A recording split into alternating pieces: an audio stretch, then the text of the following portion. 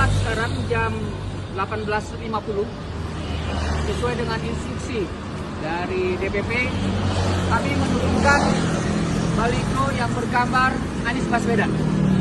Sekali lagi, DPC Partai Demokrat Kabupaten Cianjur sesuai dengan press release yang dikeluarkan oleh DPP Partai Demokrat menurunkan baliho yang bergambar Anies Baswedan sejak saat ini.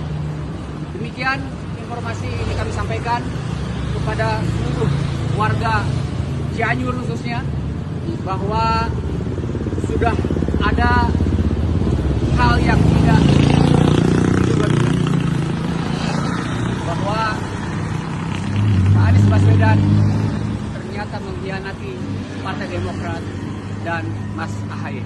Terima kasih. Assalamualaikum warahmatullahi wabarakatuh. Turunkan. Lipat.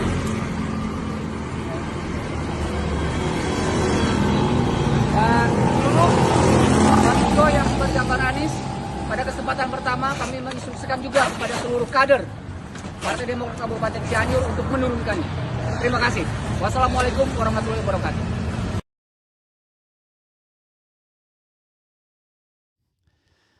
Assalamualaikum warahmatullahi wabarakatuh.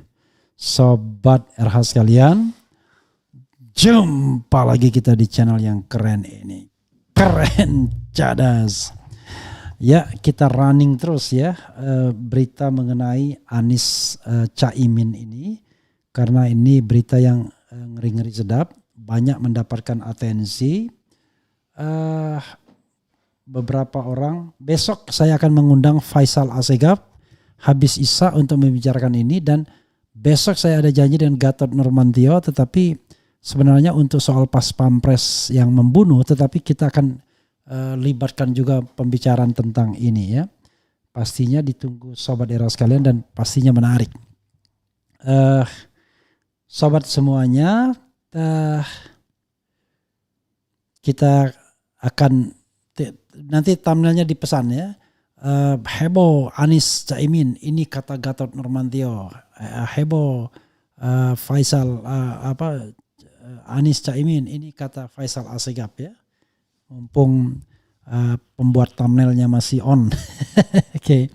Ya, sahabat era sekalian, coba kita lihat lagi, ada berita yang mengatakan bahwa Surya Paloh bakal temui Puan Maharani, Nasdem sebut bakal ada kejutan. Tapi sebelumnya coba kita lihat bagaimana pendapat sobat era sekalian. 31.000 yang voting, Anies AHY 87%, Anies Caimin 13%. Oke. Surya Paloh bakal temui Puan Maharani, Nasdem sebut bakal ada kejutan. Jakarta, CNN Indonesia, Ketua Umum Partai Nasdem Surya Paloh bakal mengadakan pertemuan dengan petinggi PDIP Puan Maharani. Bendahara Umum Partai Nasdem Ahmad Saroni menyebut sejauh ini belum ada jadwal yang ditentukan. Kemungkinan besar setelah Surya Paloh pulang dari London. Ada tapi belum ada jadwal yang tepat. Setelah pulang dari London kemungkinan ia bisa kali, kalau sekarang belum ada, ujar Saroni di gedung DPR Jakarta Kamis. Ia juga mengatakan Surya Paloh dan Puan sudah sering berkomunikasi sejak petinggi PDIP itu berkunjung ke Nasdem Tower beberapa waktu lalu. Oleh karena itu komunikasi antara keduanya memang masih terjaga, bakal dilanjut dengan pertemuan dalam waktu dekat. Sudah seringlah komunikasikan, waktu itu Mbak Puan ke kantor kan, setelah itu komunikasi baik, kata Sahroni. Terpisah, Wakil Ketua Umum Partai Nasdem Ahmad Ali mengatakan pertemuan Surya Paloh dan Puan Maharani bisa saja berbuah kejutan. Itu jadi menarik juga tuh kalau mau ada pertemuan PDIP dan Pak Surya, jadi surprise juga tuh, kata dia. Sejauh ini Ahmad Ali mengaku belum tahu rencana pertemuan Surya Paloh dan Puan Maharani, meski begitu dia menyambut baik agenda tersebut. Akan tetapi ia tidak yakin pertemuan itu akan membahas soal memasangkan baca pres Koalisi Perubahan untuk perbaikan KPP Anies Baswedan dengan baca pres PDIP Ganjar Pranowo. Ya, politik itu dinamis memang, tapi masalahnya itu adalah Ganjar sudah dicalonkan PDIP sebagai capres, Anies dicalonkan KPP sudah memenuhi syarat sebagai capres. Dua-duanya memenuhi syarat, Ganjar Anies itu kayaknya sulit, ucapnya. Ya, saudara sekalian, apalagi yang mau dilakukan Surya Paloh ini ya. Tapi kalau politik itu ya itulah the art of possibilities ya, seni berbagai kemungkinan. Hitungannya adalah begini, yang sudah di tangan adalah Caimin dan PKB. Maka Nasdem sudah tenang. Yang paling penting adalah ini adalah bagian dari kesepakatan dengan istana, mungkin. Tapi apakah iya Caimin juga mau bikin kesepakatan dengan Surya Paloh akan bikin kesepakatan dengan PDIP. Istana dan PDIP sama tapi tak serupa. Ya, istana mungkin ke Prabowo, PDIP ke Ganjar. Jadi sobat era sekalian, bisa menarik lagi, bisa heboh lagi nanti. Tiba-tiba ada muncul skenario Anies Ganjar Pranowo atau Anies Puan Maharani. Yaitu sudah sekalian saja perang head to head melawan Prabowo. Kalau head to head Anies Prabowo diperkirakan Anies yang menang. Dan Puan Maharani bisa menjadi wakil presiden. Jadi sekalian saja. Nah kalau seandainya tiba-tiba ada poros baru, maka poros baru itu ya tidak akan punya tokoh yang kuat juga. Karena tokoh yang kuatnya adalah di Anies dan di Prabowo. Sementara Ganjar tidak akan berarti apa-apa seandainya tidak di-endorse oleh PDIP. Wah, bisa begitu. Jangan-jangan setelah pegang Caimin di kempitan ketiak, Surya Paloh menawarkan skenario lain yaitu Anies Puan. Jadi ya begitulah Anies Puan jadinya. Melawan sekalian saja Prabowo Gibran. Jadi biar sekalian ya Prabowo Gibran atau Prabowo siapa you name it. Prabowo Ganjar mungkin gak akan berani karena dia sangat bergantung kepada PDIP dan Megawati, atau kalaupun dia berani bisa jadi tiba-tiba dia berhadapan dengan partainya sendiri. Namanya koalisi kan bisa bolak-balik. Lalu tiba-tiba ada poros lain yang tidak masuk dalam pertarungan ini. Jadi bisa jadi bukan tidak mungkin. Karena faktor PDIP adalah faktor yang independen juga. Jadi kalau misalnya Puan Maharani mau dipasangkan sama Anies melawan Prabowo dan hitungannya secara head to head Anies bakal mengalahkan Prabowo karena sudah menggabungkan dua kekuatan tadi, yaitu kekuatan PDIP dan kekuatan kanan, maka yang terjadi adalah ya Puan akan menjadi wakil presiden ketimbang menyerahkan pada Ganjar Pranowo yang belum tentu menang. Bisa mungkin kan?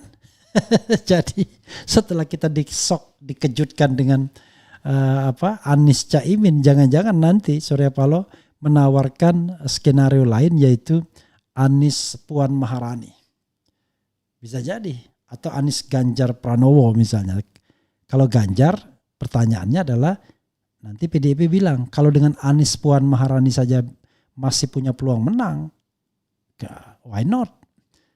Kenapa? Karena bergantung musuhnya juga. Kan musuhnya tetap sama Prabowo. Musuhnya tetap sama Ganjar Pranowo. Jadi bagi pendukung Anies nggak banyak pilihan juga. Apalagi para relawan mengatakan kami kan relawan Anies bukan relawan cawapres. Ada pernyataan-pernyataan seperti itu. Maka politik makin gonjang-ganjing dan ke depan memang makin perlunya yang namanya penghapusan presidensial threshold. Tapi bukan tidak mungkin terjadi hal seperti itu ya. Skenario yang menurut saya masuk akal bisa terjadi juga, yaitu kejutan tiba-tiba Anies Puan Maharani. Apakah bakal terjadi? Ya saya bilang it could be possible, artinya masuk akal. Ya kan? Bagi Megawati daripada menjadikan Ganjar presiden dan belum tentu menang, ya kan? Ketika head to head dengan Prabowo yang sudah didukung oleh Jokowi, mending dia menjadikan Puan Maharani sebagai wakil presidennya Anies Baswedan. Dan bagi dia sudah cukup karena dia sudah sudah mengenyampingkan AHY dan SBY di dalam koalisi itu Nasdem. Bisa jadi. Ya. dan bukan tidak mungkin ada peluang menang. Dan orang mengatakan saya tidak akan milih, saya akan golput dan lain sebagainya. Enggak, belum tentu. Kenapa? Karena sudah head to head antara Anies Prabowo, kita akan dihadapkan pada pilihan. Anda mau memenangkan Anies atau memenangkan Prabowo. Golput tidak memberikan apa-apa. Soalnya begitu. Ya kan? Soalnya begitu. Nah, ini bukan tidak mungkin tiba-tiba Puan Maharani merayu Megawati untuk menjadikannya sebagai wakil presiden Anies. Mereka maju berdua melawan Prabowo yang didukung oleh Jokowi. Maka tema utamanya adalah perkelahian antara Jokowi dan Megawati sesungguhnya. Politik. Itulah politik ya.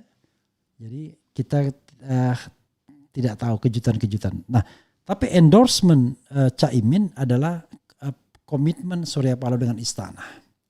Tapi sekali lagi, kalau Surya Paloh berani menggandeng Puan Maharani, maka pertanyaannya adalah apakah dia aman dari serangan-serangan aparatur hukum yang dimiliki oleh seorang presiden? Apakah dengan backup PDIP akan saling kuat, saling menyandra? Bisa jadi, ya. Akan terjadi politik saling sandera juga. Jangan lupa PDIP juga menguasai institusi hukum. Menguasai state aparatus juga. Maka politik kita menjadi politik yang betul-betul politik saling sandera ya. Politik yang gak karu-karuan akhirnya. Oke. Saya melihat beberapa aspirasi ya dari relawan mengatakan ya walaupun pasangan Anies berbeda, mereka tetap Anies. Karena mereka adalah relawan Anies bukan relawan cawapres. Benar juga ya, walaupun kemudian ada suara individual yang barangkali tidak begitu. Ini sebagai contoh misalnya press release dari koordinator Presidium Anies, siapapun wapresnya Anies Baswedan presidennya ya. Seperti teh botol Anies ya. Koordinator Presidium DPP Aliansi Nasional Indonesia Sejahtera Anies Laode Basir kembali menegaskan sikap mereka terkait proses pemilihan presiden 2024 ini. Dia menjelaskan sikap relawan Anies di seluruh Indonesia tidak pernah berubah sejak dideklarasikan pada 20 Oktober 2021 lalu, yaitu mendukung Anies Baswedan sebagai calon presiden dengan siapapun mantan gubernur DKI Jakarta itu berpasangan ya. Tapi oke lah, tetapi kita harus lihat juga ya, mudah-mudahan kita bisa menjaga Anies dari pragmatisme politik dan akhirnya tidak membawa nilai atau value apa-apa ya. Itu penting juga kita pastikan agar kemudian Anies tidak menjadi terlalu pragmatis jadinya. Karena yang paling kita idamkan itu adalah perubahan yang substantif, bukan perubahan aktor saja ya.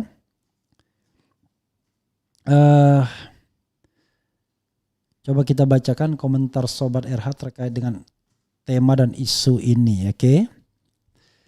Dan terima kasih pada Sobat RH sekalian yang masih setia ya, karena perkembangannya luar biasa ini ya tema ini. Oke. Ramaikan. Lebih terhormat kalau Anies mundur dari pencapresan Nasdem, ketuanya nggak mutu, nggak bisa dipegang. Yang paling lucu di sini tidak ada lagi yang namanya buzzer. Buzzer pada minggir ini. Yang ada adalah karena begini. Karena pendukung Anies saling berdebat sehingga buzzer nggak perlu lagi capek-capek. Mungkin begitu ya. Definisi koalisi solid cawapres diserahkan ke Anies, sudah ada satu nama di kantong Anies dan akhirnya jeng live ngakak. Tetap Anies presidennya, Anies terjun bebas dah. Masih berusaha melanggengkan rezim lama. Ya, cuma masalahnya juga begini.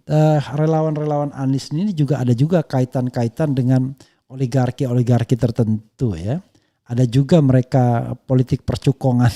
Ada juga mereka dibiayai oleh katakanlah mereka yang punya kantong tebal. Jadi ya sebagian dari mereka murni, tapi sebagian mereka kadang-kadang sudah terafiliasi dengan para cukong. Jadi agak ribet juga. Tetapi intinya adalah Mereka dipertemukan dengan kepentingan untuk menjadikan Anies presiden dengan motivasi yang tentu bermacam-macam ya. Oke. Belum jadi penguasa udah berkhianat. Manis di mulut lain di hati. Teman koalisi saja dikhianati. Gimana dengan rakyat nanti jika seandainya berkuasa? Pertanyaannya adalah, jika Anda disodorkan kepada dua pilihan ini, Anies dan Prabowo, mana yang akan Anda pilih? Itu saja ya. Atau kalau 3 pilihan, Anies, Ganjar, dan Prabowo. Itulah sulitnya ketika kita tidak memiliki kemewahan. Presidensial threshold itu harus 0 makanya. Menurut Pak Refli Harun, bagaimana peluang menang Anies Imin? Soalnya ternyata banyak yang kecewa gelar Anies pengkhianat dijadikan senjata untuk lawan politik Anies. Bahkan polling era 88% AHY. Ya saya mengatakan ya, selalu kalau kita hitungannya kemenangan, Anies AHY dan Anies Caimin itu sama punya peluang untuk menang. Ya sama. Hanya memang kita akan lihat akan lebih kuat lagi kalau misalnya Demokrat tetap mendukung. Ya, misalnya begitu. Tapi kalau Demokrat tidak mendukung, maka kita lihat ketika Demokrat keluar dan kemudian digantikan PKB, bagaimana dampak PKB-nya. Nah kalau secara kursi sekarang dan suara, PKB kan lebih besar dari Demokrat. Dan jangan lupa dalam kancah pemilihan presiden ini kan one person, one vote, one value, prinsip of vote. Jadi kalau kita bicara mengenai Anies AHY, Demokrat out misalnya, PKB masuk, itu seimbang, masih seimbang. Pertanyaannya adalah dari segi kefiguran itu saja. Kalau misalnya Anies AHY sama Anies Imin, mana yang lebih mudah dijual?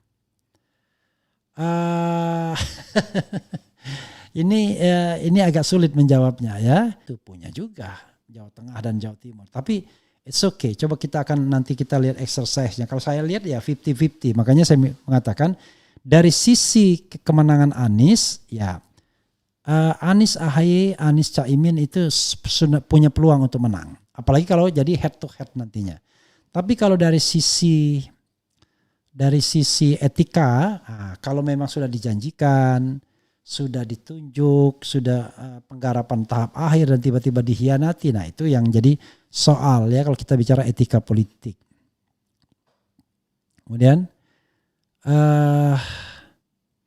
sudah bau busuk di balik semua manuver transaksi politik golput, males.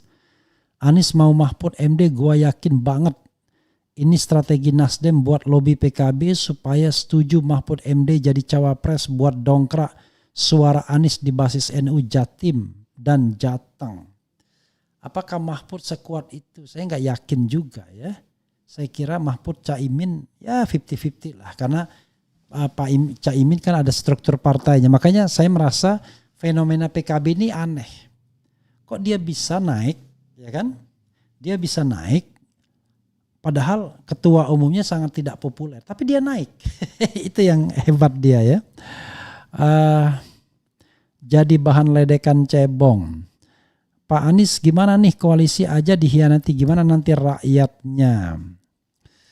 Oke, kita bacakan dengan santai lah ya, dengan sehat. Yang jelas saya berbahagia karena tidak ada robot di sini. Semuanya manusia yang berkomentar ya, dan tidak ada orang-orang yang selama ini sering ngata-ngatain gitu ya, karena mereka mungkin lagi berbahagia karena di antara pendukung Anies yang sedang ribut ya. Kami pilih Anies karena gagasan, rekam jejak dan keimanannya, bukan karena Demokrat yang selalu menggunakan sistem politik saling sandra. Oke. Pak Refli Harun bilang walaupun politik penuh saling sandra dan ada tekanan oligarki, tapi Anies mahir bernegosiasi.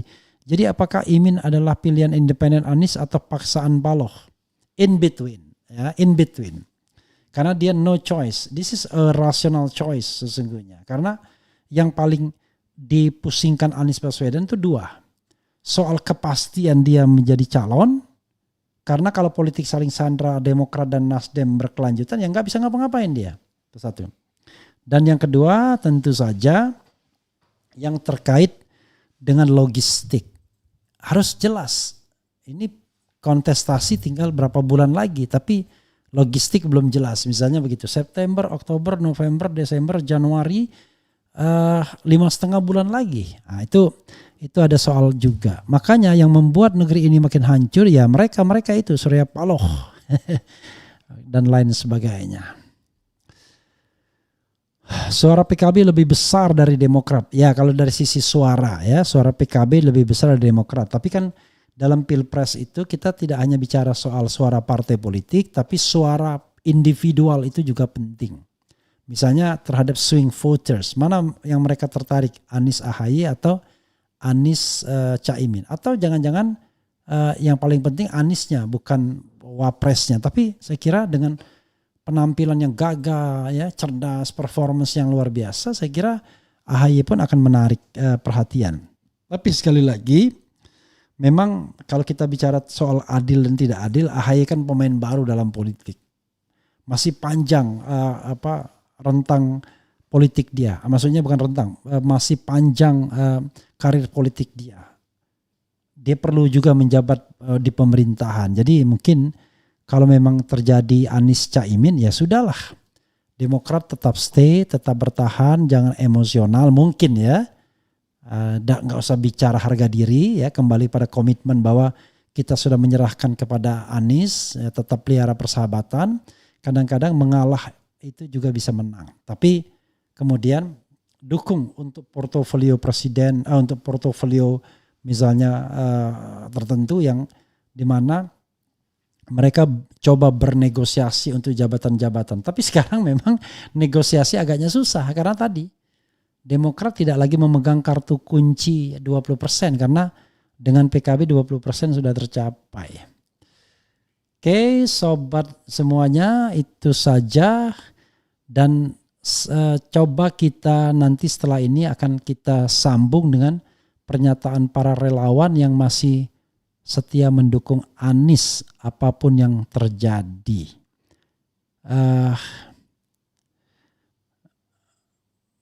Ini PBNU beda lagi nih, siapapun capres pasti kalah bila didampingi Caimin. Ada juga gitu ya. Oke, coba kita lihat ya. Isu cawapres bocor, Anies batal hadiri IDEA Fest 2023 ya. Demokrat ke Anies Baswedan berdarah dingin tapi pengecut. Oke. Itu saja saudara sekalian, coba kita lihat nanti aspirasi-aspirasi dari relawan. Tapi susahnya relawan ini juga affiliated. Affiliated ya, tapi it's okay ya. Karena ada beberapa relawan secara genuine memang mengatakan kami Anies. Ngapain kami berpikir cawapresnya. Walaupun ada juga yang diarahkan ya, tetapi in general memang mereka menginginkan Aniesnya bukan siapa wakilnya. Jadi kalaupun wakilnya akhirnya misalnya Puan nanti tetap saja mereka akan pilih Anies kalau dihadapkan pada pasangan lain. Karena tidak ada. Karena figur yang mereka inginkan adalah figur Anies Baswedan. Wassalamualaikum warahmatullahi wabarakatuh. Ciao.